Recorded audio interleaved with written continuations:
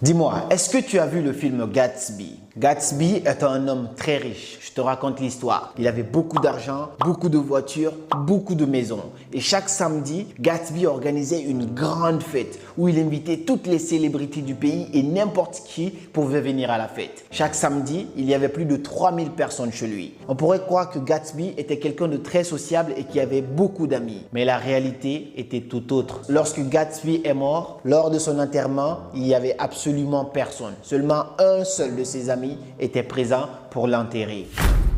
Cette histoire nous fait comprendre que ce n'est pas parce que tu traînes tout le temps avec des gens que ce sont tes amis. L'amitié sincère est devenue une chose très rare. Les personnes que tu fréquentes tous les jours ne sont pas forcément tes vrais amis. Dans cette vidéo, j'aimerais partager avec toi 5 indices pour identifier qui sont tes faux amis. Et à la fin, je te partage aussi un petit bonus. Pour moi justement, ce bonus, c'est la partie la plus importante de cette vidéo parce que c'est le point numéro 6. Avant d'entamer cette vidéo, si tu n'es pas encore abonné à ma chaîne, je t'invite dès maintenant à t'abonner pour ne pas rater les prochaines vidéos qui arrivent ici chaque samedi. Et si tu es encore plus sympa, tu me laisses un pouce bleu, ça serait super sympa de ta part. Le premier indice pour identifier les faux amis, on les appelle les good time friends. En anglais, les good time friends, ce sont les amis qui sont là que pour le bon temps. Ces amis-là sont là quand c'est pour fêter ton anniversaire, quand c'est pour aller en boîte pour gaspiller de l'argent, quand c'est pour faire des grandes sorties, quand c'est pour aller à un mariage. Ces amis-là sont là tant que c'est quelque chose de positif. Mais dès que tu es dans la merde, tu ne retrouves plus personne. C'est comme l'histoire de Gatsby que je viens de te raconter. Tant qu'il avait de l'argent, tant qu'il y avait des fêtes, tout le monde était là. Mais quand c'était pour des besoins urgents, quand c'était quelque chose de très personnel,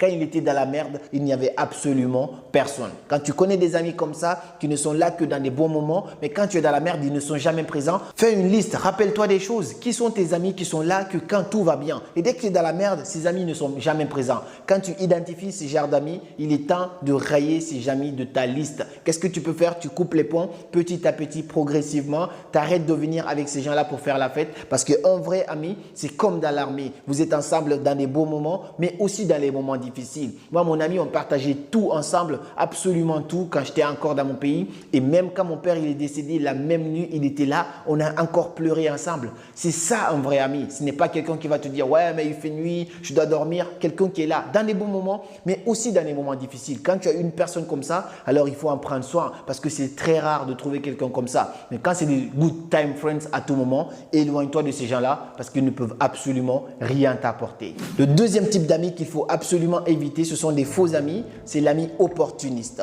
Ce type d'ami, ça se ressemble beaucoup au good time friend, sauf que lui, il ne se rappelle de toi que lorsqu'il a besoin de toi. Quand c'est pour te demander de lui prêter de l'argent, quand c'est pour te demander de lui prêter ta chaussure, quand c'est pour te demander de l'amener quelque part, il se rappelle de toi.